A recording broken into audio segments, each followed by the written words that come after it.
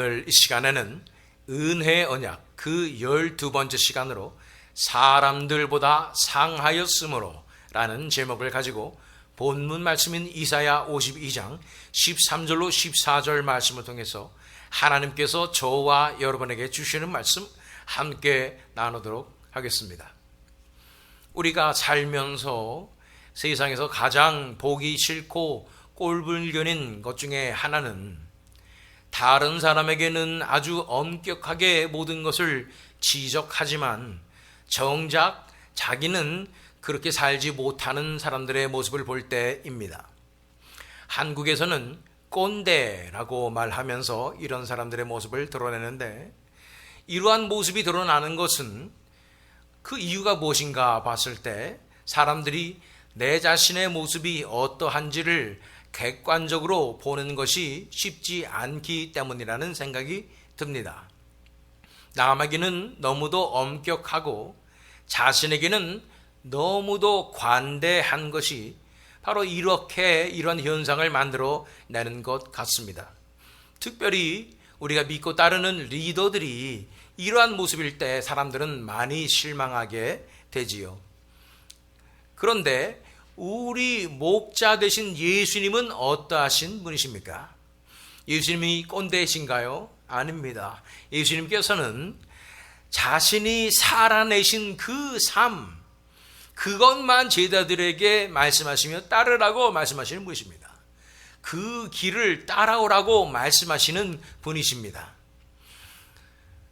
마치 제자들을 앵벌이시키듯이 희생과 고난을 강요하시는 분이 아니라 그분 자신이 먼저 희생하시고 고난을 당해 주시는 분이시라는 것입니다.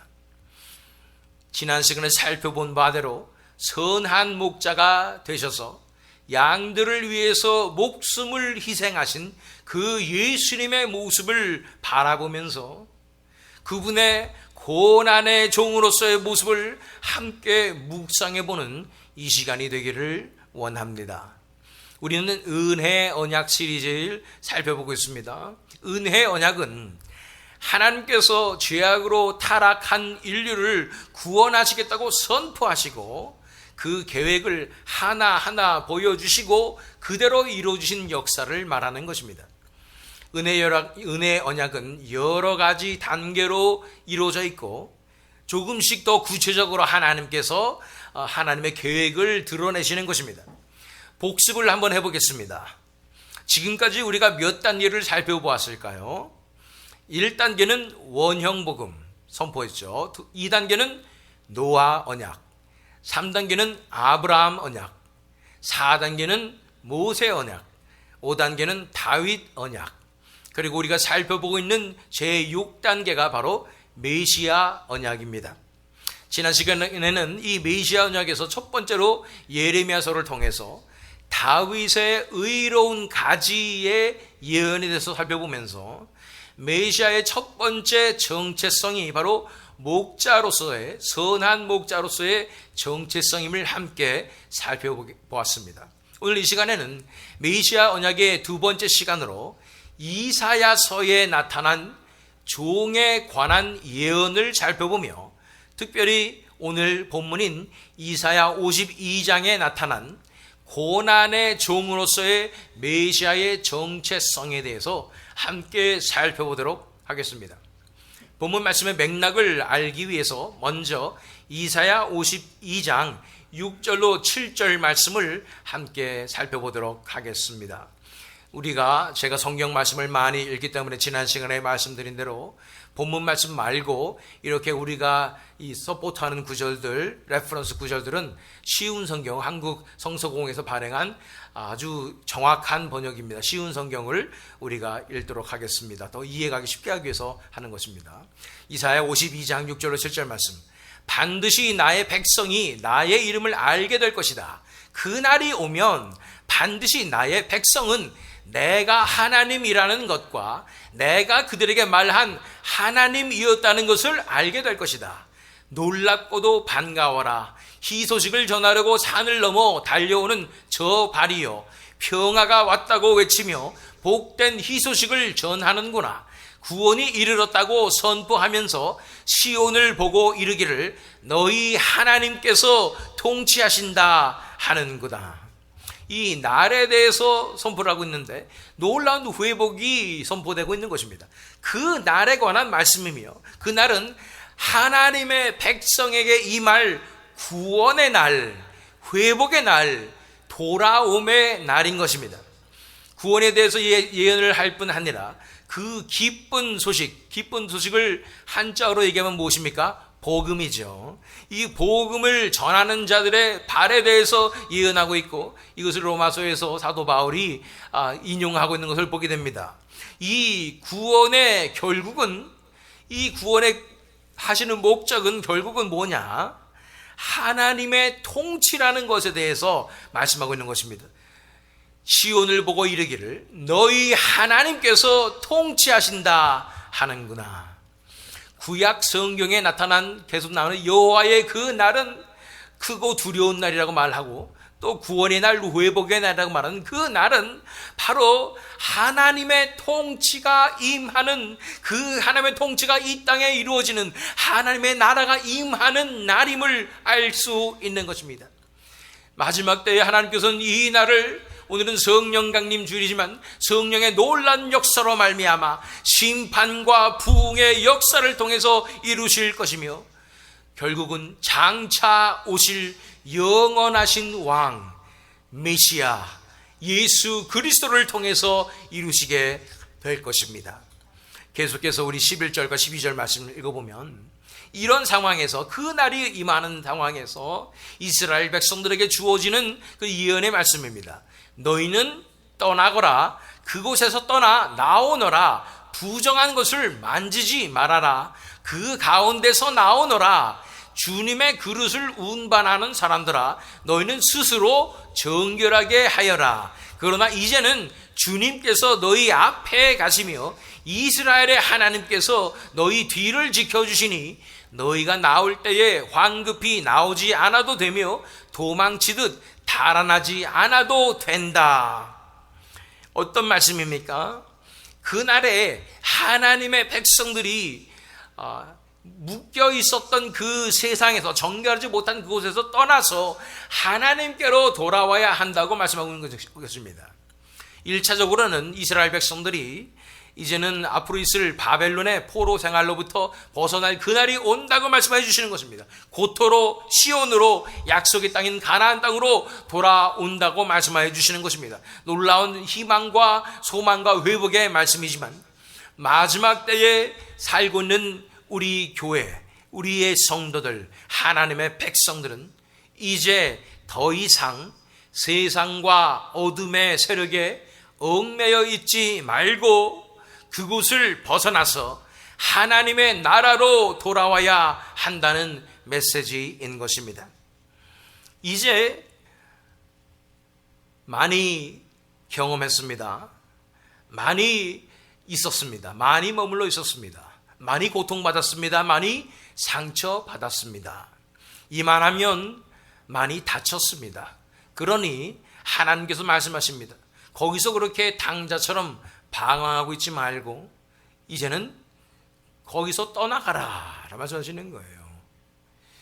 내가 너희를 지켜주리니 너는 나에게로 오라고 말씀하시는 거예요. 그 세상의 나라에서 떠나서 밝고 빛나는 하나님의 나라의 그 놀라운 천국의 삶으로 돌아오라고 말씀하시는 것입니다. 그러나 이제는 주님께서 너희 앞에 가시며 이스라엘의 하나님께서 너희 뒤를 지켜주시니 너희가 나올 때에 황급히 나오지 않아도 되며 도망치듯 달아나지 않아도 된다고 말씀하여 주시는 것입니다. 지켜주시는 하나님을 의지하여 믿음의 발걸음을 내딛어서 돌아와야 한다고 말씀하여 주시는 것입니다. 자, 이런 맥락에서 본문 말씀인 13절로 14절로 우리가 들어갑니다. 13절, 보라 내 종이 형통하리니 받들어 높이 들려서 지극히 존귀하게 되리라. 14절, 전에는 그의 모양이 타인보다 상하였고 그의 모습이 사람들보다 상하였으므로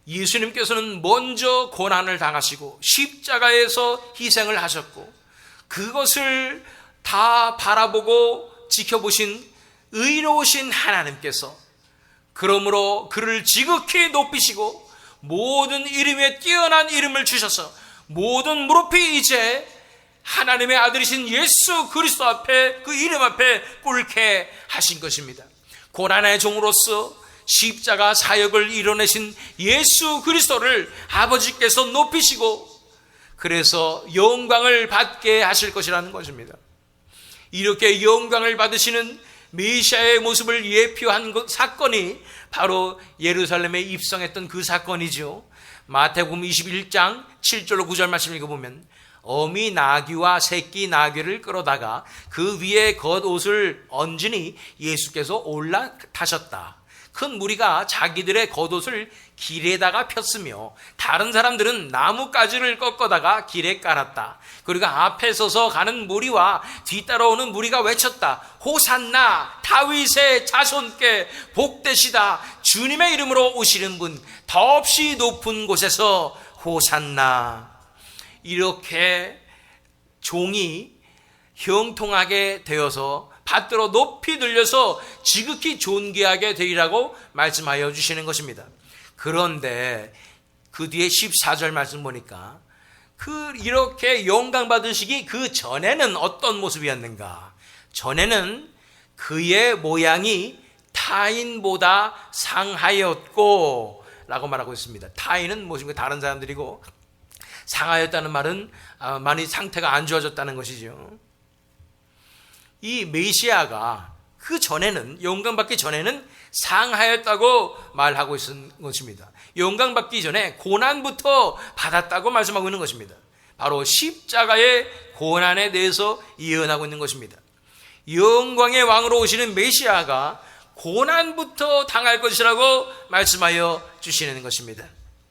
이것에 대해서 이사야를 통해 예표하신 말씀이 50장에 있는 것입니다. 50장 6절로 8절 말씀, 이 고난의 종의 모습을 살펴보시길 바랍니다. 나는 나를 때리는 자들에게 등을 맡겼고 내 수염을 뽑는 자들에게 뺨을 맡겼다. 내게 침을 뱉고 나를 모욕하여도 내가 그것을 피하려고 얼굴을 가리지도 않았다. 주 하나님께서 나를 도우시니 그들이 나를 모욕하여도 마음 상하지 않았고 오히려 내가 각오하고 모든 어려움을 견디어냈다. 내가 부끄러움을 당하지 않겠다는 것을 내가 아는 까닭은 나를 의롭다 하신 분이 가까이에 계시기 때문이다. 이렇게 고난의 종의 모습이 이사야에서부터 이렇게 나오게 되는 것입니다. 그런데 우리 본문 말씀 14절 다시 읽어보면 전에는 그의 모양이 타인보다 상하였고 그의 모습이 사람들보다 상하였으므로 많은 사람이 그에 대하여 놀랐거니와 라고 말하고 있는 것입니다. 깜짝 놀랐다는 거예요. 너무도 상해가지고 깜짝 놀랐다는 것입니다. 이렇게 메시아의 고난받는 모습은 많은 사람들을 놀라게 할 것이라는 것입니다. 예수님 당시의 유대 지도자들은 메시아를 기다렸지만 영광의 왕과 능력의 해방자로서의 왕을 기다리고 있었지요. 지금도 유대인들은 그러한 메시아를 기다리고 있습니다. 그래서 십자가에서 돌아가신 예수님을 결코 메시아로 인정할 수가 없는 것이지요. 고린도전서 1장 23절 말씀을 읽어보면 우리는 십자가에 달리신 그리스도를 전합니다.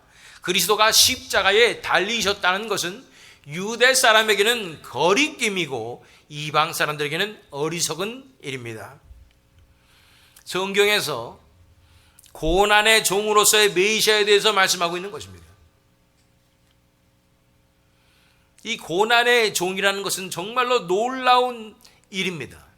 분명히 유대인들은 성경을 읽으면서 영광의 왕으로서 메시아가 올 것이라고 생각을 했는데 이 고난의 종으로서 오시는 그 메시아의 모습은 도저히 받아들일 수가 없는 것입니다. 더군다나 예수님께서 오셨을 때 나사렛이라는 아주 시골 아주 거룩하지 못한 그 동네에서 태어나신 게 아니라 거기서 자라시고, 또한 갈릴리 지방에서 활동하시고, 이런 모든 것들이 유대인들이 생각하고 있었던 메시아의 모습과 너무도 거리가 먼 것입니다. 그래서 도저히 예수님을 받아들일 수가 없었던 것이지요. 그래서 특별히 유대인들은 지금도 예수님을 결코 받아들일 수 없는 이유는 예수님이 나무에 달려서 십자가에 달려서 죽으셨다는 것입니다. 그는 실패로 받아들일 수밖에 없는 거예요, 유대인들 입장에서는.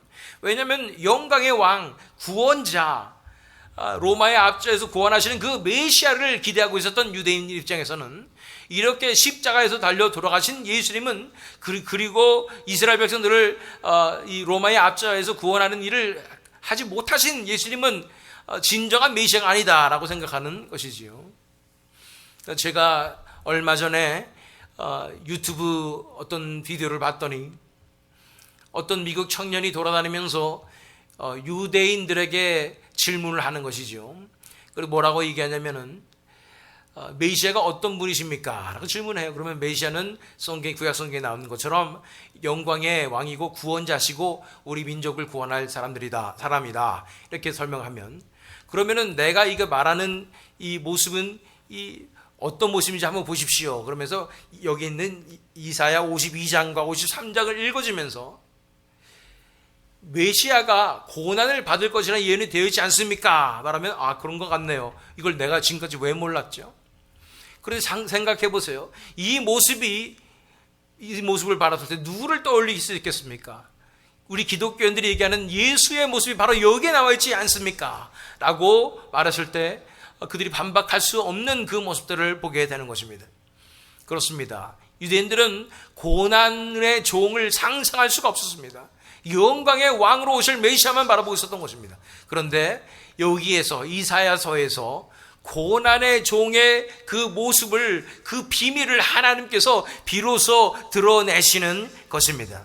자, 그런데 본문 말씀인 14절 말씀 다시 읽어보면, 전에는 그의 모양이 타인보다 상하였고 그의 모습이 사람들보다 상하였으므로. 그런데 타인보다 상하였고 그의 모습이 사람들보다 상하였다고 말씀하고 있는 것입니다. 그분이 누굽니까?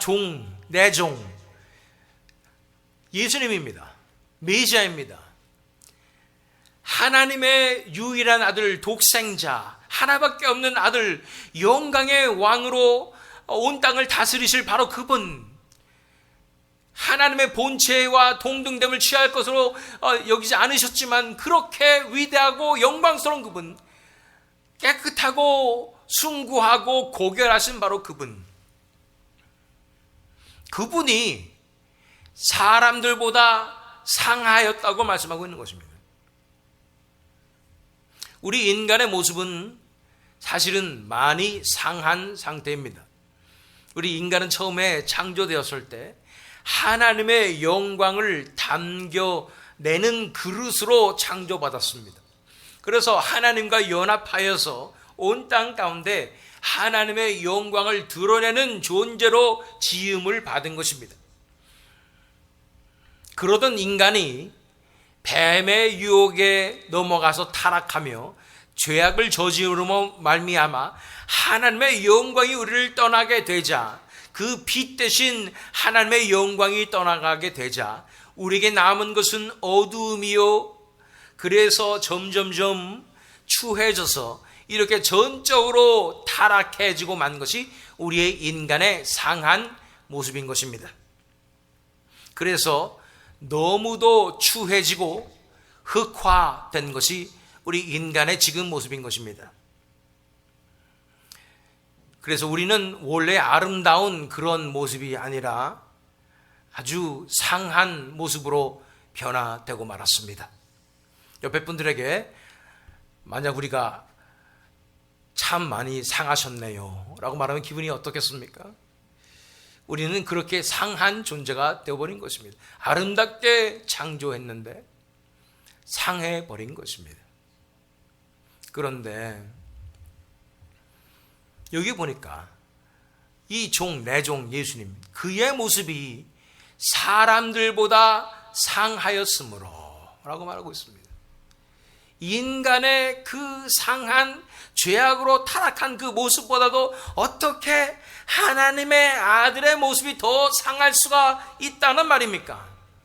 어떻게 하면 그 고귀하시고 존귀하신 분이 더 상할 수가 있겠습니까? 고린도후서 5장 21절 말씀 읽겠습니다. 하나님께서는 죄를 모르시는 분에게 우리 대신으로 죄를 씌우셨습니다. 그것은 우리가 그리스도 안에서 하나님의 의가 되게 하시려는 것입니다. 죄가 전혀 없으시고 죄도 모르시는 바로 그분이 죄가 되신 것입니다. 그분에게 하나님께서 죄를 다 씌워버리신 것입니다. 이 죄로 인하여 전적으로 타락한 우리보다도 예수님의 십자가에서의 형편이 훨씬 더 상한 상황이 되었던 것입니다. 그 고귀하고 존귀하신, 정결하신, 거룩하신 그분이 우리 죄 때문에 우리 죄를 다 뒤집어 쓰시고 가장 추악하고 가장 상태가 안 좋은 상한 상태로 그렇게 십자가에서 죄인 취급받아가면서 형벌을 받으신 것입니다. 시편 22편 15절로 17절 말씀. 나의 입은 옹기처럼 말라버렸고, 다윗이 그 예심을 바라보며 고난의 종을 묘사하는 것입니다. 이 영적으로 이제는 그 고난의 종을 바라보며 묘사하는 거예요. 나의 혀는 입천장에 붙어 있으니 주님께서 나를 완전히 매장되도록 내버려 두셨기 때문입니다. 개들이 나를 둘러싸고 악한 일을 저지르는 무리가 나를 에워싸고 내 손과 발을 묶었습니다. 뼈마디 하나하나가 다 셀 수 있을 만큼 앙상하게 드러났으며 원수들도 나를 보고 즐거워합니다. 우리가 하나님의 심판대 앞에 섰을 때에 우리의 어떠함이 드러나게 될 때, 우리가 우리 자신을 거부하고 있고 장식하고 있었던 우리의 마스크와 우리의 선한 행동의 겉옷 같은 것들이 다 벗겨져서 드러나서 우리의 실체가 하나님의 심판대 앞에 드러나게 될 때 얼마나 초라하고 추악하고 악하겠습니까? 그런데 예수님께서 십자가에서 그 존귀하신 분이, 죄를 모르시는 그분이 우리의 그 죄를 다 뒤집어 쓰시고 그곳에서 너무도 초라하고 추악하고 극악무도한 죄인의 모습으로 그렇게 고통을 당하시는 것입니다. 그 하나님의 심판대인 십자가에서 완전히 매장되도록 아버지가 그 진노를 예수님께 퍼부으신 것입니다. 이사야 52장 뒤에 바로 나오는 53장에서 이렇게 말씀하고 있습니다. 10절. 주님께서 그를 상하게 하고자 하셨다. 주님께서 그를 병들게 하셨다. 그가 그의 영혼을 속건제물로 여기면 그는 자손을 볼 것이며 오래오래 살 것이다. 주님께서 세우신 뜻을 그가 이루어 드릴 것이다. 아버지께서 아들을 상하게 하고자 하신다는 거예요. 그만큼 예수님께 이 죄가 다 씌워져서 우리의 죄악이 예수님께 다 덮어져서 하나님의 엄청난 진노를 받으며 그 형벌을 그 십자가에서 그 심판대에서 다 당하신 것입니다. 하나님께서 죄인을 쏘아보시는 그 엄청난 그 정죄의 눈초리를 예수님께서 홀로 다 받아주시는 것입니다. 그 하나님의 정죄의 눈초리를 받는 자, 그 두렵고 떨리지 않을 자가 누가 있겠습니까? 그런데 그 정죄의 그 눈초리조차도 예수님께서 다 우리 대신해서 받아주신 것입니다.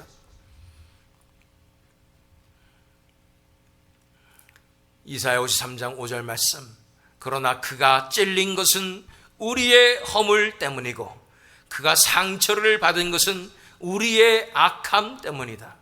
그가 징계를 받음으로써 우리가 평화를 누리고 그가 매를 맞음으로써 우리의 병이 나았다.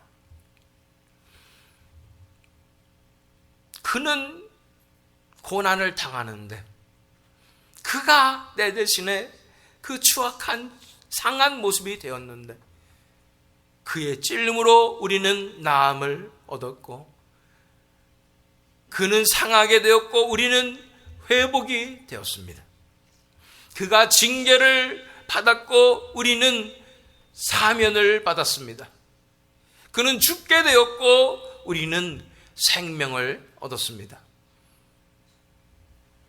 고난의 종으로 오신 예수 그리스도, 이분은 피조물 위에 군림하시는 왕이 아니십니다. 오히려 피조물에 불과한 우리 인간들을 살리시기 위해서 기꺼이 상함을 받으시고 아버지의 징계를 받으신 그 진정한 희생의 삶을 살아내신 공의와 사랑의 왕이십니다.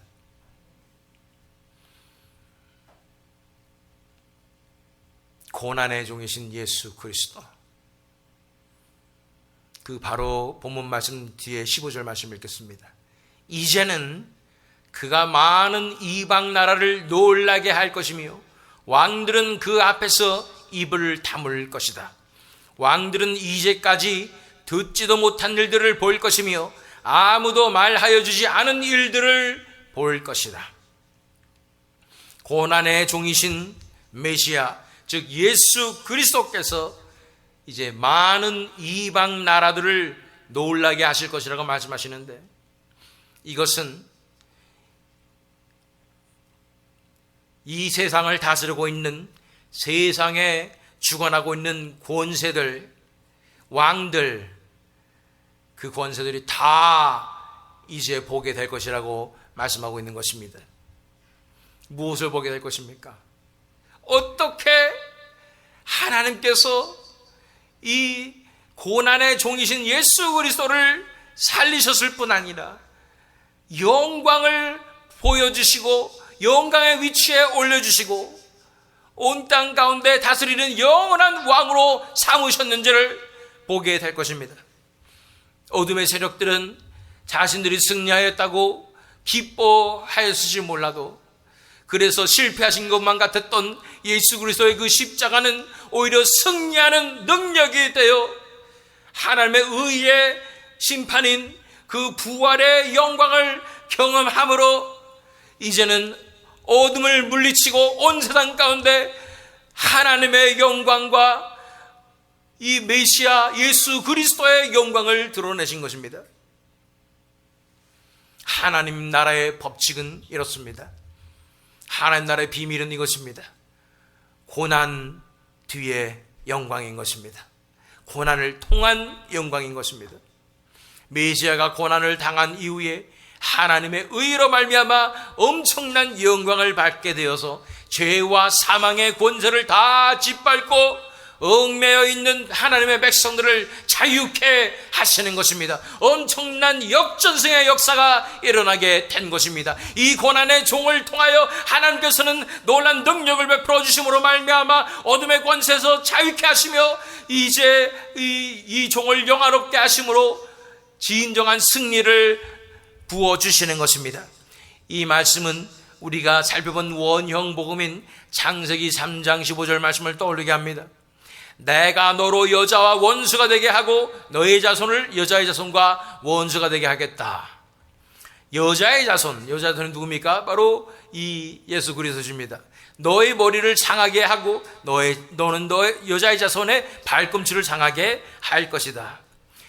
여자의 후손이신 예수님께서 사탄에게 발꿈치를 이제 물렸지만, 상하셨지만, 발로 사탄의 머리를 밟아버리고 승리하시는 놀라운 역전승이 일어나게 되는 것입니다. 히브리서 2장 14절로 15절 말씀, 이 자녀들은 피와 살을 가진 사람들이기에 그도 역시 피와 살을 가지셨습니다. 그것은 그가 죽음을 겪으시고서 죽음의 세력을 쥐고 있는 자, 곧 악마를 멸하시고 또 일생 동안 죽음의 공포 때문에 종노릇하는 사람들을 해방시키시기 위함이었습니다. 그 고난으로서 예수님은 십자가로 승리하신 것입니다. 그 십자가의 능력으로 악마를 멸하시고 그의 머리를 짓밟으시고 그 어둠의 세력과 죄와 사망의 권세에 종노릇하고 있었던, 얽매여 있었던 수많은 하나님 택하신 백성들을 해방시키시고 자유케 해 주신 것입니다. 제가 서두에 꼰대에 대해서 말씀드렸습니다. 예수님은 자신도 하지 못하는 일을 엄청난 그 답답한 일들을 다른 사람에게 다 몰아붙이시고 하라고 명령하시는 분이 아니라 리더로서 예수님께서는 이 십자가의 길을 먼저 걸으셨고 또 우리에게 보여주시면서 이 길로 따라오라고 말씀하여 주시는 것입니다. 이 십자가의 길은 고난을 통하여 영광으로 나아가는, 죽음을 통하여 부활로 나아가는, 이 십자가를 통하여 구원으로 나아가는 이 길은 이 세상의 관점으로 봤을 때, 겉으로 봤을 때 망하는 길 같고 죽는 길 같지만 이것이 승리의 길이며 생명의 길이라고 말씀하여 주시는 것입니다. 불가능한 것 같은 이 길로 우리를 재촉하시며 우리를 몰아붙이시는 것이 아니고 그분은 먼저 이 십자가의 길을 걸으셨고 이제는 우리에게도 그분의 손을 잡고 그분의 발자국을 보면서 그분이 걸으신 그 발자국을 따라가기만 하면 된다고 말씀하여 주시는 것입니다. 누구든지 나를 따르려거든 자기를 부인하고 자기 십자가를 지고 나를 따를 것이니라. 우리가 살펴본 은혜의 언약의 메시아 언약은 그 두 번째는 바로 고난의 종으로서의 언약입니다. 그가 고난을 당함으로 우리가 구원을 받는 것입니다. 그리고 그 고난의 길을 우리에게도 초청하실 때 우리 힘으로는 도저히 갈 수 있는 능력이 없지만 그분께서 이미 걸어주셨고 그분께서 손을 잡아주실 것이기 때문에 그분께서 내 안에서 역사하실 것이기 때문에 그 십자가의 길로 나도 그분과 함께 죽고 나도 그분과 함께 사는 놀라운 은혜의 삶으로 우리를 이끌어 주시는 것입니다. 이 고난의 종으로 오신 메시아 예수 그리스도께 감사드리며 우리 인생을 다 맡겨드리며 이 십자가의 길을 걸어내므로 승리와 생명 그리고 구원의 역사를 이뤄내시는 저와 여러분 되시기를, 또한 이 새믿음 장로교회 되기를 예수 그리스도의 이름으로 축원합니다.